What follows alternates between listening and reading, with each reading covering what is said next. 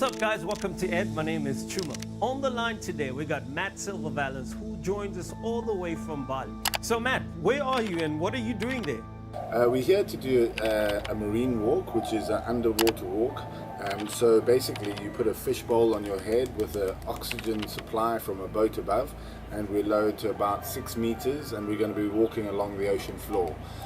So the main reason for this is to understand the fluid dynamics of walking through water. We're going to do some tests like how quickly we can go 10 meters. What does it feel like to walk underwater? What body position we require? What are the lateral currents? And other questions that we'll be asking.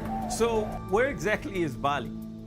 Yeah, we're in Bali in Indonesia, which is, if here's Australia and here's Indonesia, Bali is one of the last islands in the Indonesian archipelago. What are you planning to do? What's a wonderful experience is coming to Bali and explaining the project, explaining that we're trying to raise funds for the Nelson Mandela Children's Hospital, and immediately they understand and recognize Nelson Mandela and want to be part of a project that involves him and that is part of his legacy. So how are you planning to do these activities? One of the things is considering the lateral currents and how to streamline for that.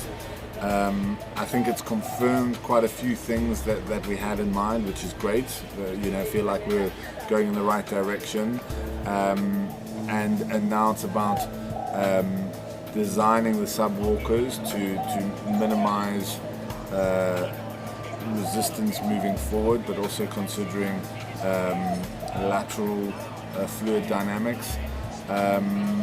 So all in all, very positive, and now it's just future planning. Is there somewhere you can do an underwater walk in Africa? Yes, you can. There's a Ushaka Marine World in Durban, and I understand also there's a marine walk in Mauritius. So is there any health concerns for this underwater walk?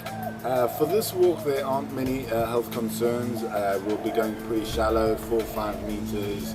We'll have a team of divers around us. It's a very controlled setting, and short distances. We'll only be traveling tens of meters to get a feel of how it feels, and the visibility of the water is excellent, 25-30 meters, so no real health concerns. So what are you expecting to learn? We expect to learn things like how easy it is to walk underwater, how much resistance there is to walking underwater at different speeds, and also how closely it's simulated to walking on the land. For instance, can we replicate the walking motion on the land underwater, and how close is it, and just generally get a feel of how it feels to walk underwater. What have you learned already? We've learned a lot. It was an amazing experience. I can walk reasonably normally, as if walking in air, leaning forward maybe 15 degrees. We learned I had to put quite a bit of weight on myself to get negative buoyancy, so that I had traction on the ground, and also we've found out that I could move at a relatively slow momentum and keep a steady pace, but as soon as I accelerated, the water resistance became quite strong against me, and those are kind of things that we were expected, so it's really good that they've been confirmed. So how are the waters in Bali different from the water in Cape Town? Very spectacular.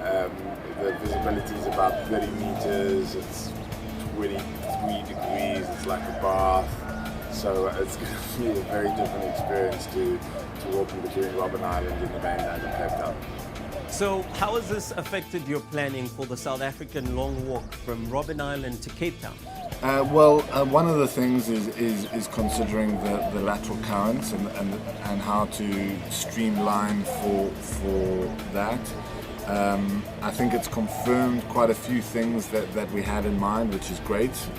Feel like we're going in the right direction, and now it's about designing the subwalkers to minimize resistance moving forward, but also considering lateral fluid dynamics. So all in all, very positive. Yeah, the main thing that we were surprised about are the lateral currents that exist now, or that existed when I was walking forward. When there was a bit of a lateral movement of the water, you would kind of get quite a strong motion as you fall over.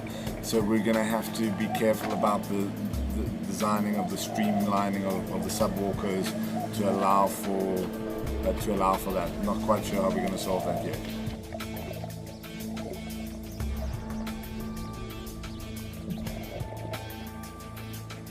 Quite hard, fast. Okay. You have to almost lean forward Okay. to try and get your momentum. It's almost like being in a rugby scrum. Are there any animals that can threaten you? No, not that I'm aware of. We're in this unusual kind of a protected reef with almost a barrier to the rest of the ocean. So I'm not aware of any animals. All right, Matt, thanks a lot. Good chatting and all the best with your underwater walk. All right, guys, we want to hear from you, so catch us on Facebook. It's @318 and on Twitter @318ed.